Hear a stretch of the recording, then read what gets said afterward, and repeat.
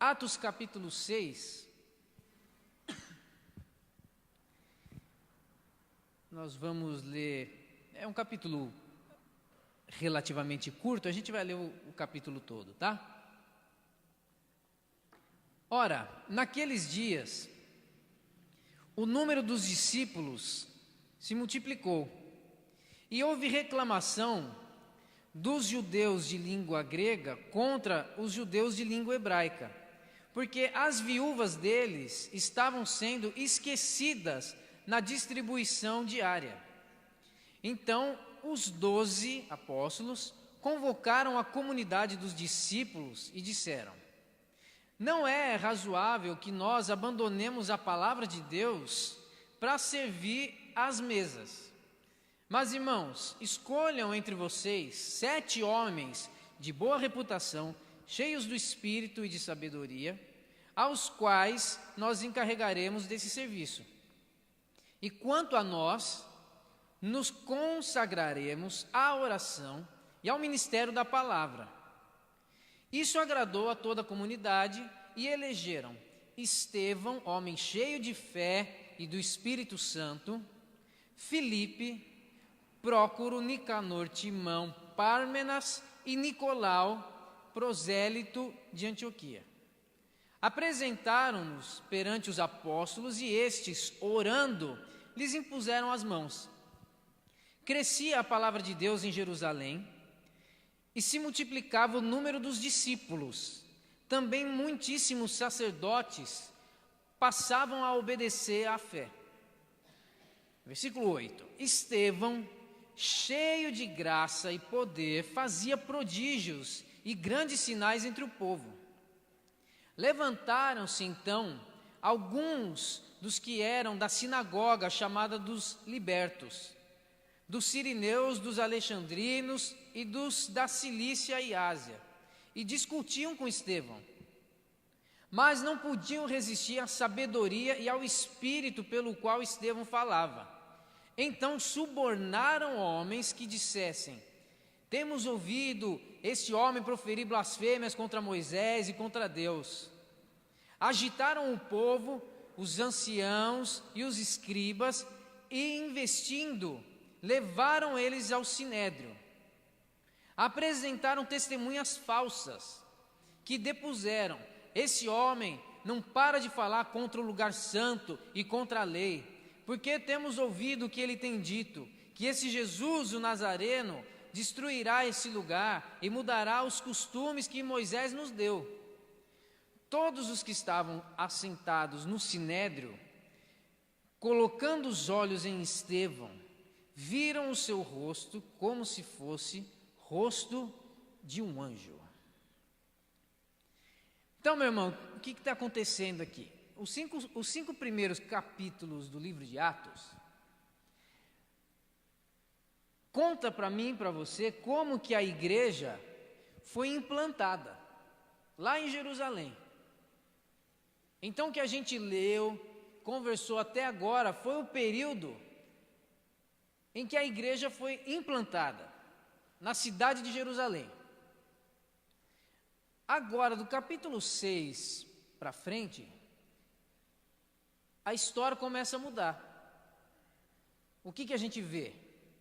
Que essa igreja que foi implantada em Jerusalém, agora, ela tem uma obra missionária que começa a funcionar ali. E ela se expande de muitas maneiras. Então a igreja que do capítulo 1 ao 5 foi implantada em Jerusalém, do capítulo 6 em diante, a gente começa a ver como é que essa igreja se expandiu. Saiu de Jerusalém e começou a dominar o mundo. Isso quer dizer que o capítulo 6 conta um momento da história que para mim e para você, principalmente, é muito importante. Por quê? Você crê em Jesus, meu irmão? O evangelho chegou em você, sim ou não? E o evangelho só chegou em você por quê? Porque um dia, aquela igreja de Jerusalém saiu de Jerusalém.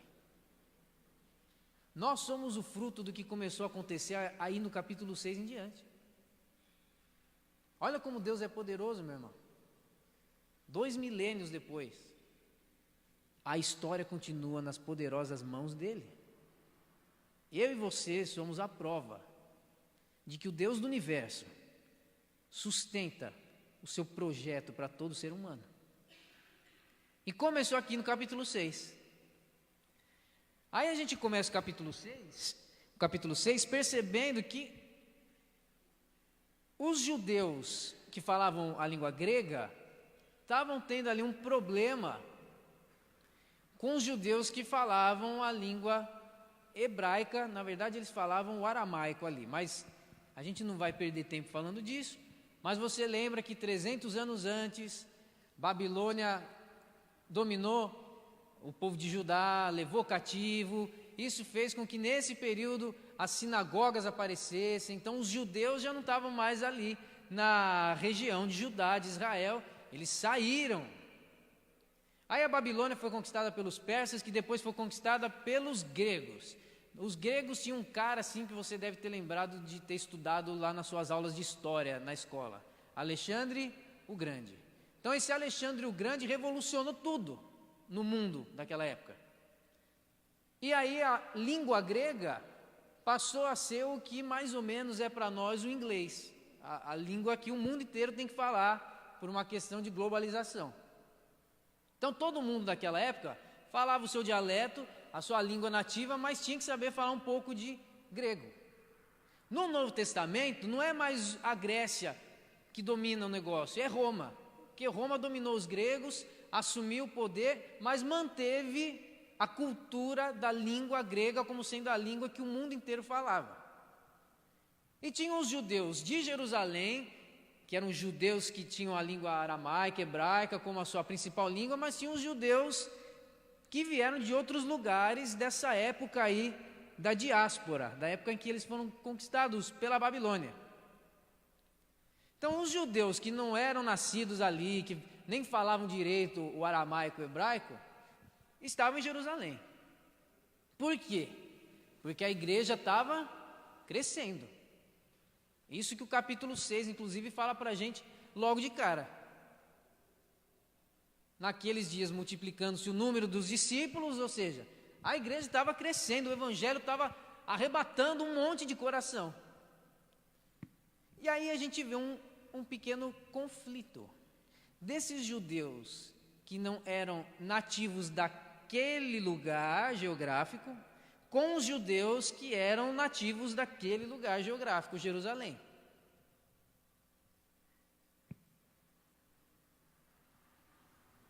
Eles estavam reclamando do quê?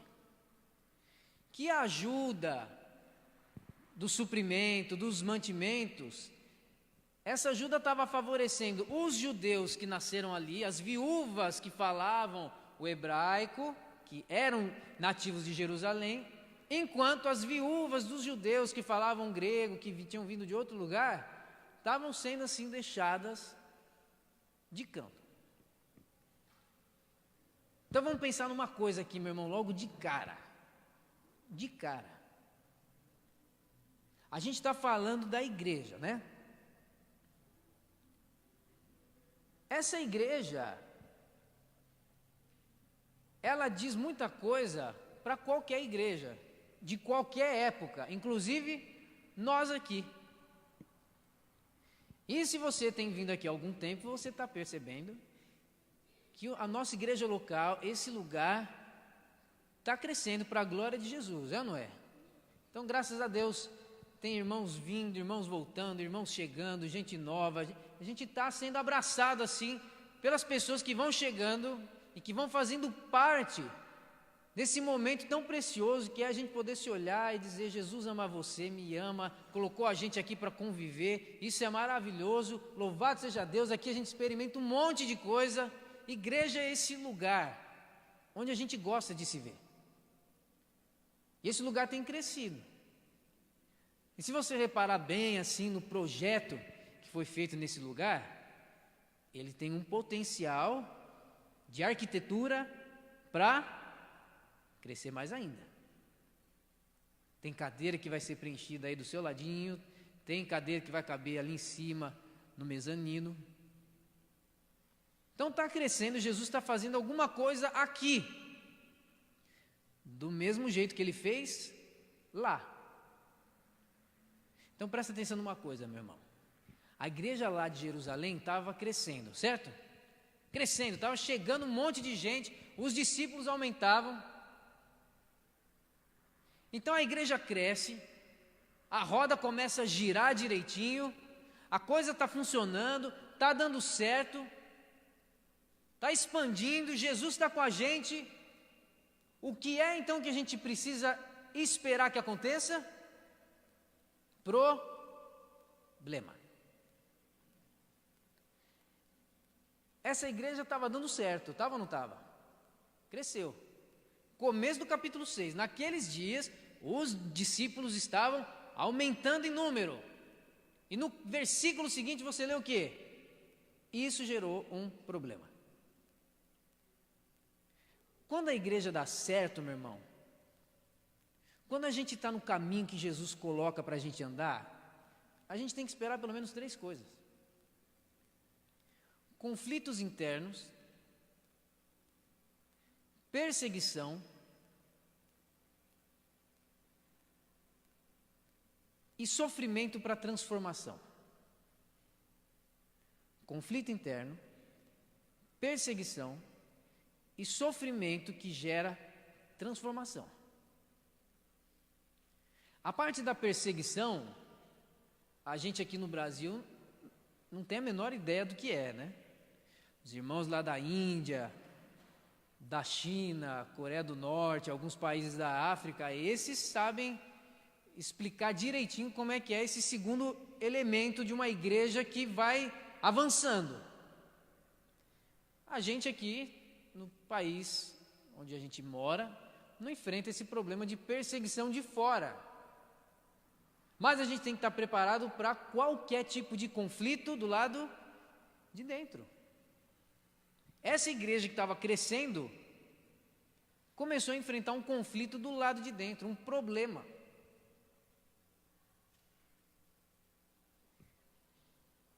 E aí começa a acontecer uma série de eventos que vão contando para nós uma história extraordinária que pode e vai acontecer na sua vida e na minha vida. Pelo simples fato de que a gente escolheu ser igreja aqui. Igreja, meu irmão, é o lugar onde a gente aprende qual é a nossa verdadeira identidade. Essa é uma coisa que eu tenho repetido todas as vezes que a gente tem conversado sobre o livro de Atos.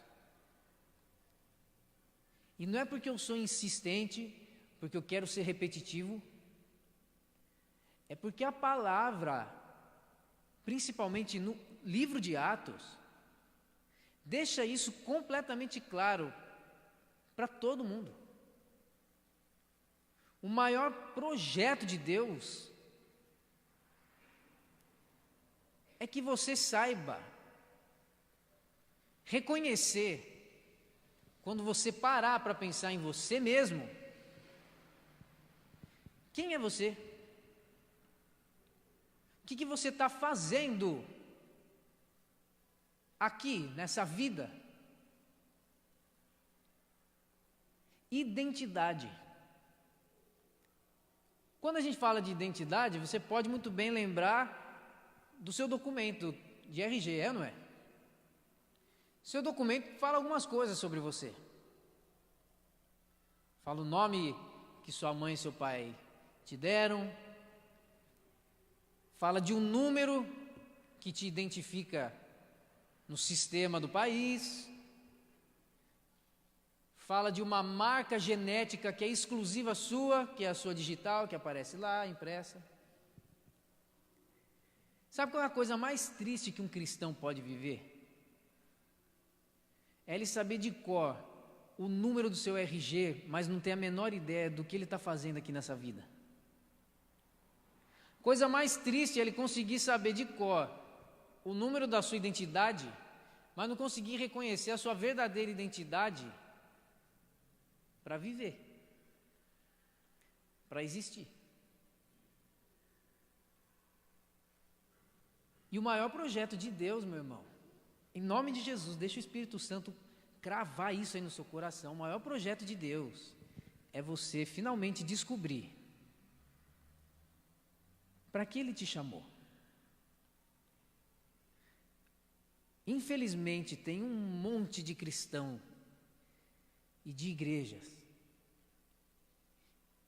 que tentam convencer todo mundo de que Deus está prontinho esperando você fazer a oração certa, cantar a música certa, do jeito certo, para Ele te encher de bênção. Para Ele encher você das coisas que você está doido para ter. São homens e mulheres cristãos em profundas crises, deprimido, desanimado. Por quê? Porque está esperando que Deus faça aquilo que Ele não está comprometido em fazer. Porque quando Deus começou essa história de chamar um povo para Ele, Ele foi lá e bateu na porta de um camarada. Quem foi? Abraão. E quando Ele chamou Abraão, o que Ele falou? Seja você uma... Então, Deus não falou, Abraão, eu estou te chamando, de você vai sair um povo, você é o cara que vai andar comigo, eu chamei você para construir um projeto de redenção que eu tenho para todo ser humano, por isso eu vou te encher de bênção. Foi isso que Deus falou? Não. Em ti serão abençoadas todas as famílias. Não é você que vai ser abençoado, pura e simplesmente.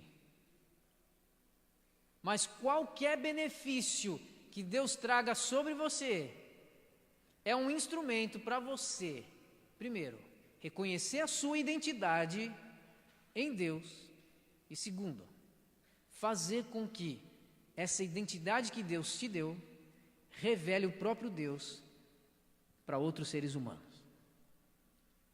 Por isso que Deus falou para Abraão, em você serão abençoadas, benditas as famílias da terra. Porque em você tem um projeto, tem um fim, tem um sonho que eu coloquei em você, que faz com que você se enxergue com uma vocação, com uma razão para acordar e continuar vivo, respirando. E a igreja, meu irmão, é o lugar onde a gente se convence em Deus de que a gente não está aqui existindo para que a vida se resuma naquilo que Deus pode trazer para mim e para você, para sanar as nossas carências, não. Para ficar alimentando nossas fantasias. A vida não se resume nessa distorção sentimental e mental que a gente tem. Então a gente vem aqui, se reúne, ouve o que a palavra tem a dizer. Por quê? Porque a gente sabe que Deus é amoroso, é compassivo, é galardoador, Ele abençoa sim, Ele enriquece a nossa alma com a sua presença e com os benefícios, mas não para a gente se sentir saciado e ir embora para casa cheio, mas é para a gente se sentir responsável para ir embora para casa e se esvaziar daquilo que Deus nos preencheu.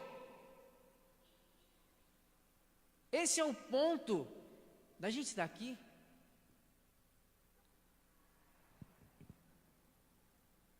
E aí, esse conflito faz com que algo sensacional aconteça na igreja, em Jerusalém.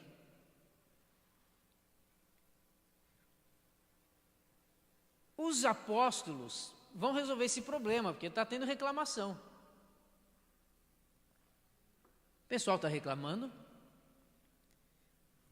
E aí os apóstolos, os 12 que andaram com Jesus, menos o Judas, no lugar do Judas entrou Matias. Então esses 12, os líderes da igreja, vão resolver o problema. E aí presta atenção nisso, meu irmão. Eles resolvem o problema como? Dizendo, enquanto a igreja estava assim pequena, com pouca gente, nós até conseguíamos dar conta de suprir a questão espiritual, do ensino da palavra, da oração, da devoção, e também suprir a necessidade material, da fome, do que faltasse para algum discípulo, para algum irmão que estava ali na igreja.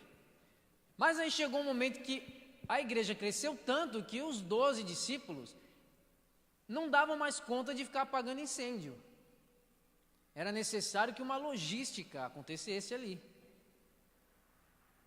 Só que aí eles colocam esse planejamento logístico, essa organização, com um argumento muito interessante. Eles falam, não é certo, não é razoável que nós abandonemos a palavra para servir a mesa. Presta atenção nisso, meu irmão.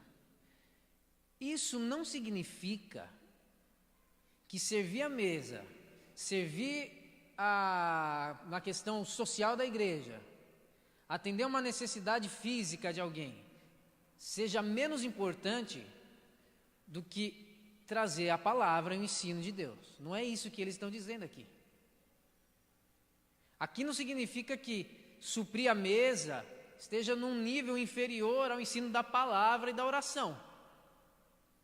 Mas o que eles estão dizendo é que a dedicação exclusiva ao ensino da palavra, à vida de devoção, ao ensino da igreja, exige um empenho daqueles apóstolos e dos líderes da igreja que não pode ser dividido com outras tarefas. Por quê? Tem muita igreja, meu irmão, e aqui até a gente um tempo atrás era assim, agora meu pai mudou bastante isso. Mas tem muito pastor que ele tem que pregar, ele tem que consertar a porta, ele tem que comprar água, tem que trocar a lâmpada. Aí quando ele vai para casa para ter que estudar e preparar uma palavra que alimente a igreja, já está todo esgotado. Por isso que o trabalho de voluntariado na igreja, os departamentos, os ministérios, são importantíssimos. Porque não é que um pastor não possa fazer outras coisas, trabalhar na manutenção da igreja, sair para ajudar, claro que ele pode. Mas a Bíblia está dizendo que precisa ter uma exclusividade daqueles que foram chamados para fazer isso aqui. Tem que ter um carinho e um cuidado por parte da igreja, de deixar com que o pastor, aqueles que trazem a palavra, se dediquem a isso, se empenhem a fazer isso, da melhor maneira para que você seja alimentado como você deve ser. Porque tem outro ponto aqui, meu irmão. Os apóstolos foram diante da igreja dizer que eles tinham que cuidar da palavra e da oração, porque todo trabalho e assistência na igreja precisa ser preenchido de propósito, de significado, de um sentido, de chamado, de trabalho em Deus, de vocação. Por quê? Tem muita casa espírita que faz ação social de um jeito maravilhoso, tem ou não tem? Eu conheço muito, tenho alguns amigos que são espíritas, kardecistas, sei lá o quê, que fazem um trabalho social muitíssimo bem feito, ajudam muita gente, muita criança. É ou não é? Então qual que é a diferença num trabalho social que um pessoal de um centro espírita faz para um trabalho que a gente como igreja faz? é que o nosso trabalho social, ele é um fruto que vem de uma consciência da identidade. Tem um propósito eterno aqui. Enquanto que para o pessoal assim, kardecista, nessas religiões kármicas, né? Por que eles ajudam? Você sabe por quê? Porque, resumindo o negócio, eles têm que fazer o máximo de coisa boa, porque no final da vida, assim, ele tem que virar um anjo de luz. Então ele tem que fazer um monte de coisa boa, aí ele morre, aí ele vai encarnar num outro bicho para fazer outra coisa boa, para ir evoluindo, aí ele morre, encarna em outra coisa, e tem que fazer mais coisa boa para evoluir até o dia que ele vai virar Gasparzinho. É isso. Então eles fazem o bem por quê?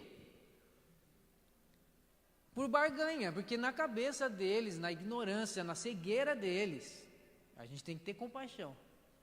Eles acham que o que eles estão fazendo vai render um resultado.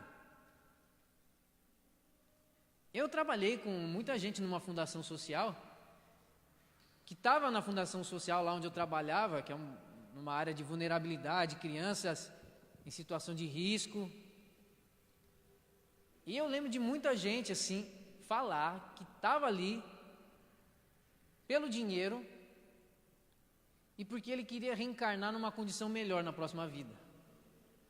Então assim, o trabalho com a criança em si era um meio para um fim. Ele queria o salário dele e queria também, quando ele morresse e achando que ia reencarnar, ele tivesse assim um pouquinho melhor do que o perrengue que ele enfrentava aqui. Qual que é a nossa diferença, meu irmão? Todo o nosso gesto de bondade não é um movimento esperando um resultado, mas é um movimento por causa de uma ação de Deus. Eu não faço para conquistar, eu faço porque eu fui conquistado. É um fruto. Todo gesto de bondade, todo trabalho social da igreja é um fruto, porque eu me encontrei com Jesus, porque eu fui abraçado pela sua graça e compaixão, eu reflito isso, eu frutifico isso, me compadecendo, amando, aceitando, acolhendo.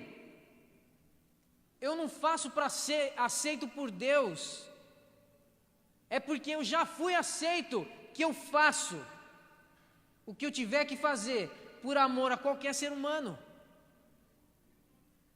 Esse tipo de pensamento, essa forma de entender os relacionamentos, a vida e o ser cristão, só aparece quando? Quando a igreja é alimentada por uma palavra que venha direto do coração de Deus. Então os apóstolos estão dizendo, a nós não cabe servir as mesas, porque a gente precisa trazer propósito para vocês. A gente precisa alinhar o caminho que vocês vão trilhar. Vocês precisam fazer o que vai ser feito com a consciência de que vocês têm uma identidade, vocês têm uma vocação e tem algo para vocês que só cada um de vocês pode viver em Deus, porque Ele chamou você para viver. E nós, os apóstolos, os pastores, aqueles que detêm a palavra, precisamos nos dedicar a isso, para que você nunca se perca do propósito que Deus te chamou para você viver. É isso aqui.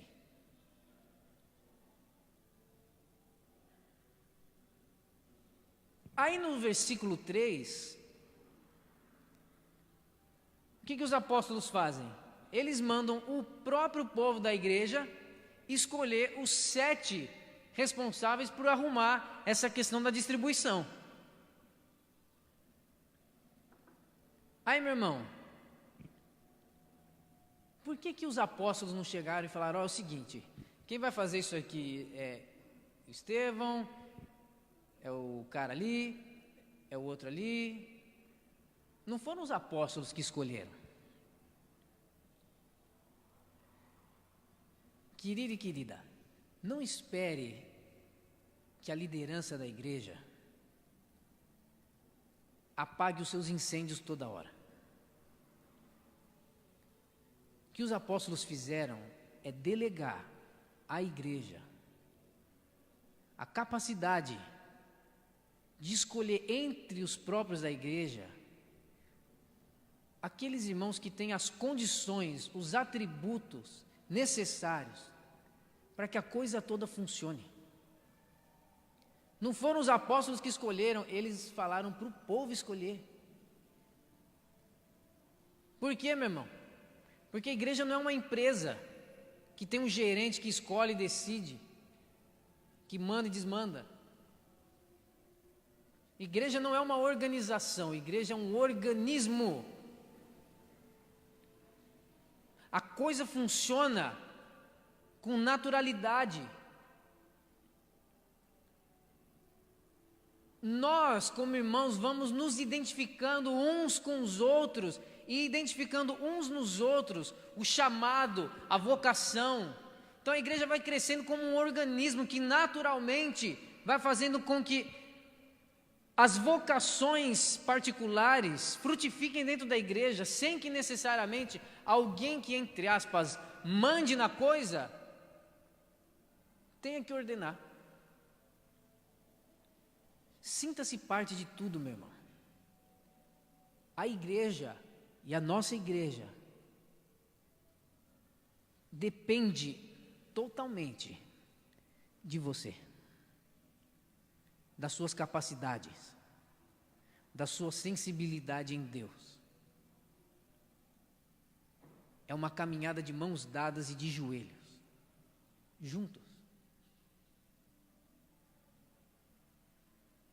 E aí o povo escolhe.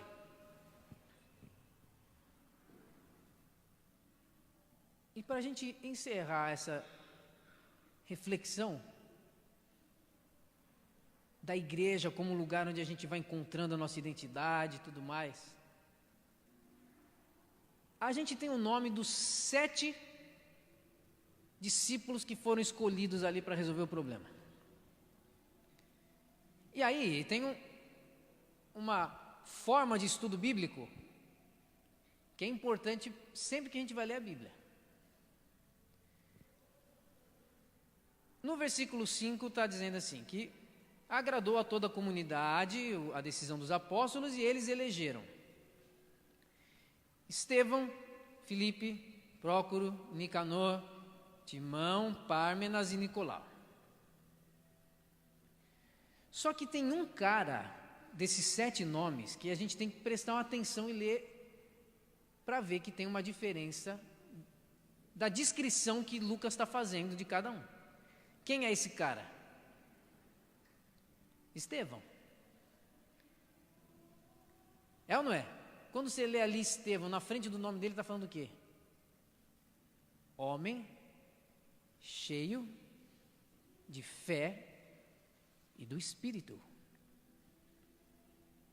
Olha, dos 7 nomes, o que Lucas está dizendo para nós é que tem um camarada ali que eu e você precisamos prestar atenção. Tem alguma mensagem, tem alguma coisa para ser dita para mim e para você, através da vida desse camarada aí. E quando a gente vai no capítulo 8, começa a história que tem Estevão como protagonista. E aí Lucas diz o quê? Estevão, cheio de graça e poder. Por que que Estevão tinha graça e tinha poder de Deus para fazer o que ele fazia? Porque ele era um homem cheio de fé e do Espírito. Estevão, cheio de graça e poder, fazia prodígio. O que isso quer dizer? Que esse nosso irmão Estevão tinha profunda certeza do que, meu irmão? Da vocação dele, da identidade dele. Ele sabia o que ele estava fazendo, ele sabia por que quando ele acordava de manhã ele ainda estava respirando, ele sabia o que Deus chamou ele para fazer, então ele fazia. O poder que ele recebeu era para cumprir o chamado que Deus deu na mão dele. Por que ele tinha esse poder e essa certeza do chamado? Porque ele era um homem o quê? Cheio de fé e do Espírito. Cheio de fé e do Espírito. E na semana passada, a gente viu que fé, diferente do que assim na maioria das vezes a gente aprende, não é uma vontade grande de que alguma coisa aconteça. A gente aprende errado esse sentido de fé bíblico, não é? O pessoal que joga assim na Mega Sena, na loteria, o que eles falam que estão indo fazer? Está indo fazer uma fezinha, mas de fé não tem nada ali. Aquilo não é fé, aquilo é uma vontade grande de que alguma coisa aconteça. Alguma coisa que ele quer muito para a ganância dele. Chama de fézinha, uma fé que de fé não tem nada. Porque fé não é uma vontade forte assim que você se estribucha todo e faz Deus acontecer o negócio. Isso é fé, não é isso não. Lembra, fé é o quê? Consciência do propósito. É o firme fundamento das coisas que eu não vejo. Certeza do que eu não enxergo e daquilo que eu espero. O que eu não enxergo e o que eu não espero é o alvo, é o meu futuro, é o meu destino. Então eu tenho certeza do que eu não estou vendo, mas do que eu sei que vai acontecer e do lugar onde eu vou chegar em Deus. Fé. Então Estevão, cheio de fé, era o quê? Um discípulo cheio da certeza do que Deus chamou ele para fazer nessa vida. Porque fé é propósito. Por que a palavra diz que sem fé é impossível agradar a Deus? Porque Deus está esperando que você faça muita força para acreditar nele, para acreditar que as coisas têm que acontecer para você? Não. A palavra que diz que sem fé é impossível agradar a Deus, porque aquilo que mais pode agradar a Deus é você finalmente viver o seu chamado, a sua vocação, aquilo que você foi trazido para perto de Deus para ser cumprido na sua vida. A fé agrada a Deus porque a fé é aquilo que faz com que o meu entendimento seja transformado para eu entender o que Deus me chamou nessa vida para fazer. Eu agrado a Deus quando acima das minhas vontades, das minhas cobiças, das minhas necessidades, eu coloco o desejo profundo de conhecer Deus, para que Ele me revele o que Ele me chamou para fazer.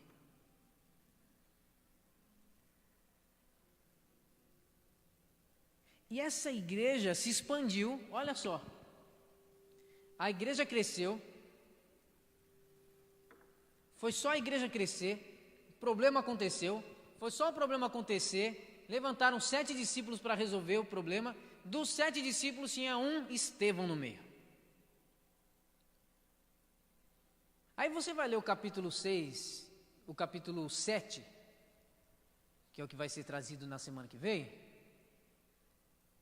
Você vai ver que esse Estevão, por causa das coisas que ele fazia, esse poder que ele tinha, porque ele tinha certeza do seu propósito, ele agia no meio do povo, ele operava com poder. Ele trazia uma palavra que a sabedoria dos fariseus, dos saduceus, não era incapaz de combater. Ele dobrava o pessoal na conversa, porque não era conversa fiada. Era o poder do evangelho na boca de alguém que tinha certeza para onde estava indo. Aí esse camarada causa inveja, como de praxe, nesses judeus. Aí ele é arrastado, e o que acontece? Se você já leu o capítulo 7, você sabe que esse Estevão morre, covardemente apedrejado. Meu irmão, faz a linha do tempo comigo. Porque a igreja cresceu,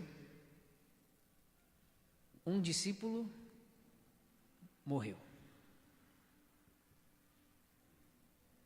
A igreja cresceu, vieram os problemas, vieram aqueles que iam resolver os problemas,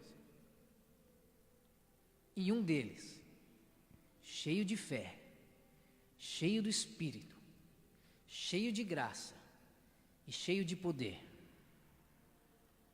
morreu.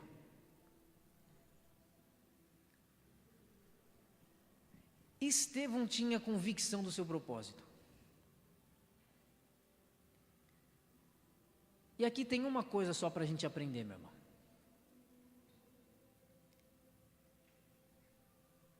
Quando a gente vem para a igreja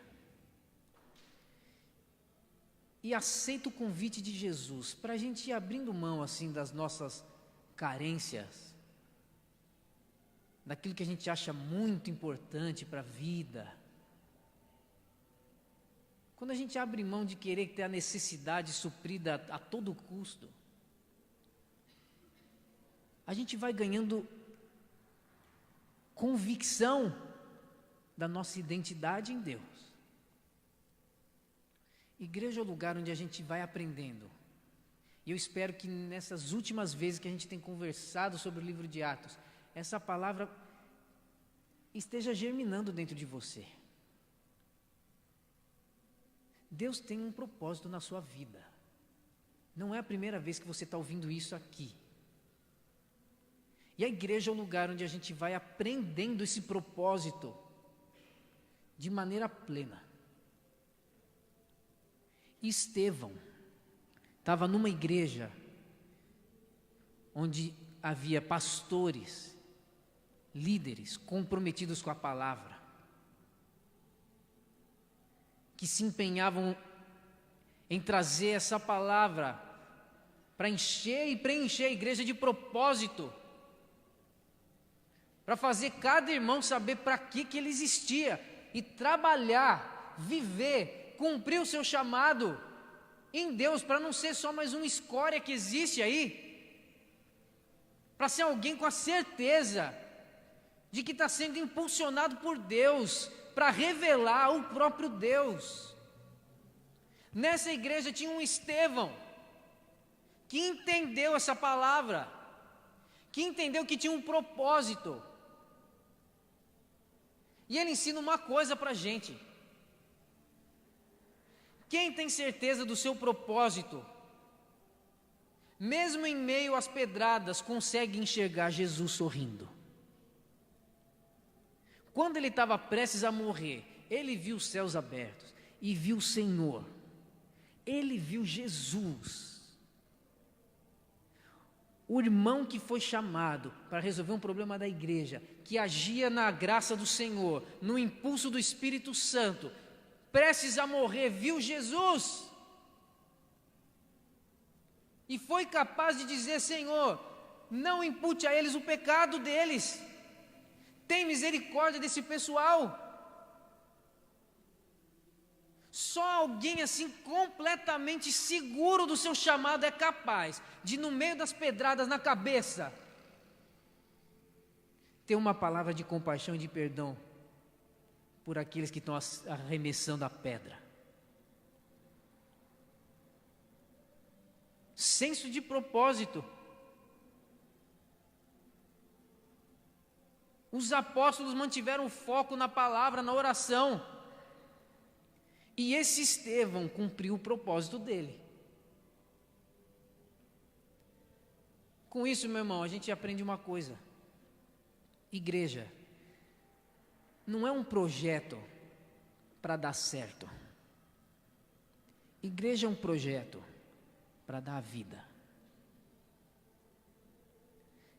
Deus não te chamou nessa terra, na existência, para você dar certo só. Deus te chamou para te preencher de vida, para você poder ter vida para dar. Mas sem a gente entender a nossa vocação em Deus, enquanto cristãos e cristãs estiverem bitolados em querer que Deus faça a coisa acontecer só para ele se sentir abençoado e ir embora feliz, na primeira pedrinha arremessada, ele desaba. Só gente firme do seu chamado em Deus consegue se manter firme no meio da pedrada, no meio da tribulação, da angústia, da dor de ter feito tudo certo. Você consegue entender isso, meu irmão? Quem está morrendo apedrejado é o Estevão, que fez tudo certo. O Estevão que está morrendo apedrejado é o camarada que obedeceu a Deus. Ele achou que Deus foi injusto, que Deus foi ingrato, que Deus sumiu quando ele mais precisava. Não, porque ele tinha certeza de onde ele estava indo e de quem é o Deus que chamou ele, certeza do propósito dele para a vida. Então ele trocou qualquer possibilidade do sentimento de ingratidão e de desprezo por Deus pela capacidade de perdoar e amar nos seus últimos suspiros gente vazia de Deus, que estava causando a morte dele.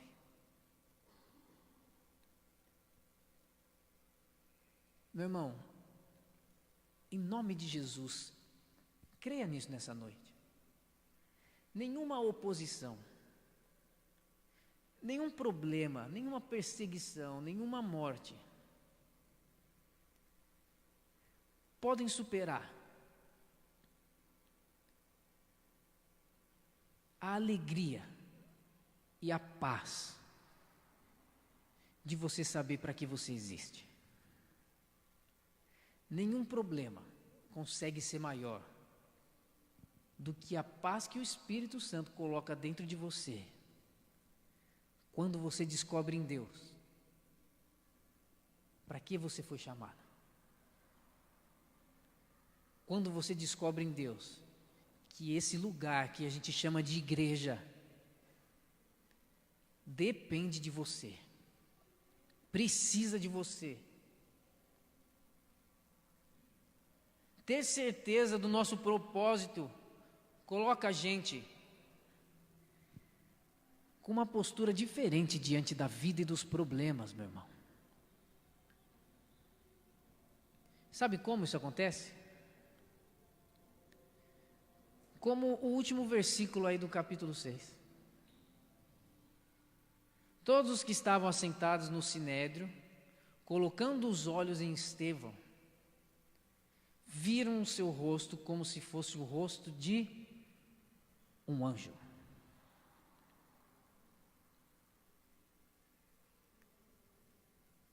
Meu irmão, como é que as pessoas têm percebido você? Quem te olha, quem convive com você, vê quem? Enxerga o quê? O seu rosto conta qual história? Abatimento, desânimo, cansaço, porque você ainda está perdido assim, lutando, trabalhando, correndo atrás do vento e no fim das contas você ainda se sente completamente vazio. Que história o seu rosto tem contado para as pessoas?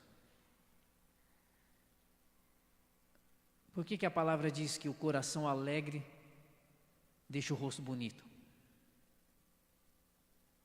Nosso rosto conta alguma história. Os trejeitos, as reações, de alguma maneira eles revelam o estado de saúde do coração, o estado de saúde dos seus sentimentos. O que o seu rosto tem contado, meu irmão? A história de alguém perdido nas suas cobiças? Ou a história de alguém que, mesmo enfrentando as pedradas de morte, brilha como um anjo? Reluz, porque sabe que a sua identidade não depende de nenhum benefício, de nenhuma conquista e de nenhuma aceitação das pessoas. A sua identidade descansa na certeza de que o Deus eterno te chamou como filho, escolheu ser o seu pai, para te colocar numa rota eterna de trabalho, de serviço, para revelar Deus em todo lugar, em todo tempo.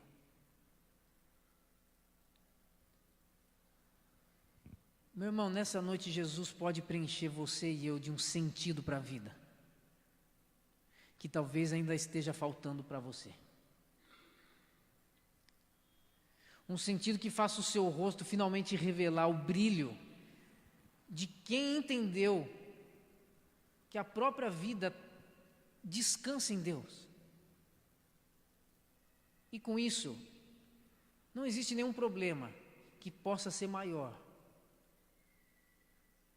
do que esse refrigério de ter a certeza de que estamos descansados em Deus. E quem descansa em Deus, caminha por Deus, revela o próprio Deus. Que história o seu rosto tem contado, meu irmão? Nosso irmão Estevão mostrou para nós que história Deus espera que o nosso rosto conte. Cheio de fé, obediente, enfrentou as pedradas, enfrentou a oposição, amou e perdoou. E no meio da sua angústia, dos momentos que antecederam a sua morte, o seu rosto tinha uma história para contar. A história de alguém que, sujo pela terra e pelo ataque de outros seres humanos, não perdeu o brilho de Deus. Ele sabia para onde estava indo. Nós vamos celebrar a ceia do Senhor.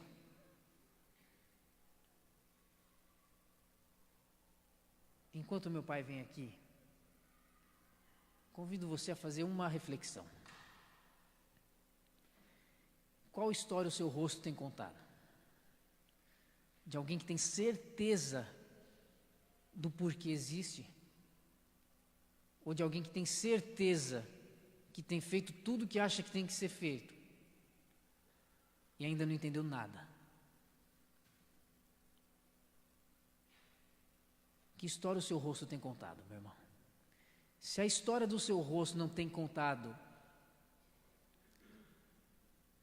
a história de um coração que entendeu o propósito em Deus,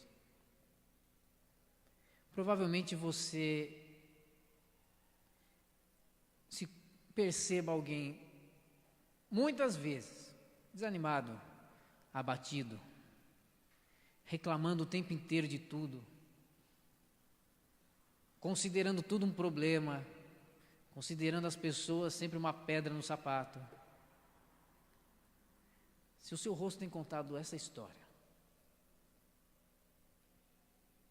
em nome de Jesus, nessa hora,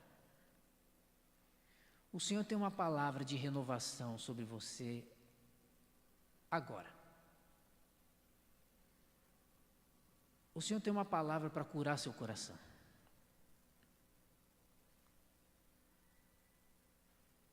Porque seu marido tem sido prejudicado com esse rosto que não brilha. Sua esposa tem sido afetada por esse rosto abatido, de alguém sem propósito, perdido nas suas ganâncias.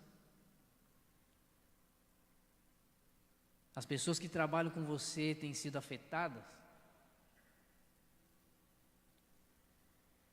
Não importa qual história o seu rosto esteja contando agora, até aqui. O que importa é, Deus quer contar uma história nova a partir do seu rosto, porque tem um coração novo disponível para você. Porque Jesus morreu e ressurgiu para fazer com que tudo aquilo que cheira a morte dentro de nós se transforme em nova vida. E essa nova vida vai te colocar na presença de Deus, na profunda certeza de que não importa em que pé está a sua vida hoje, o quanto de Deus você conhece e como você está na sua relação com Jesus, Deus tem uma história para contar através do seu rosto.